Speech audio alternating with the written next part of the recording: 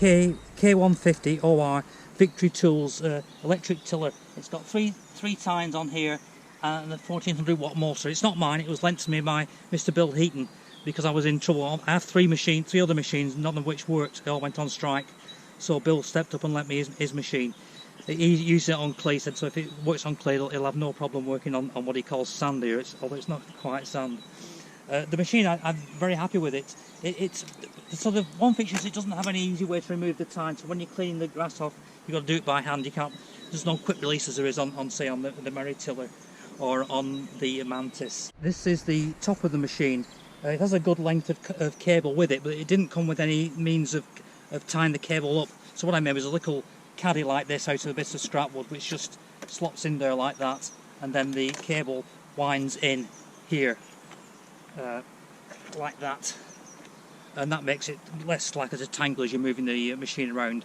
There are two wheels at the back controlled by a little pin here, so you pull this pin and the wheels drop down there. That's for transportation, and then when you want to use the machine you pull on the pin again, lift up, and the wheels are stored there out of the way and very conveniently. So it's been a real blessing to have it.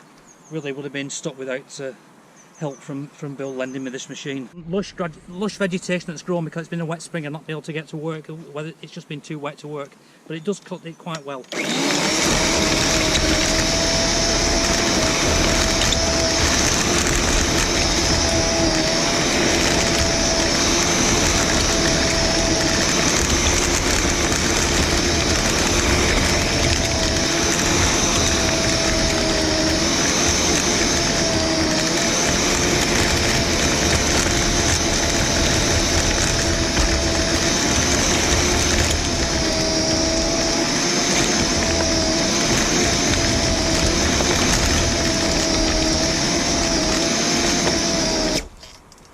So in a very short period of time it creates quite a nice tilth here. It's still a bit damp and still there's a slight vegetation off.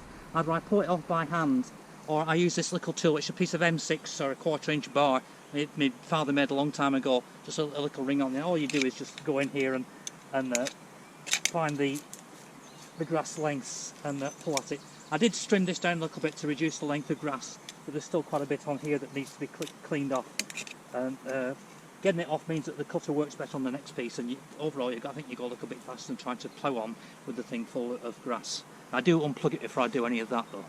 This is the size of the garden that the little machine has rotivated. It's done a fantastic job, just quite incredible. And I would have not been stuck without having this machine that Bill lent me, so I'm very thankful for that. In corded machines is that there is a danger of hitting the cord with the tillers, which will obviously damage the cord and could be dangerous as well. So what I've tended to do is to set the machine up so that I'm pulling away with the cord on the right hand side like this. So as I pull here, then the cord's a long way and it doesn't have any tendency to pull over a tangle. I found that's an easy way to be safe and not to risk damaging the cord.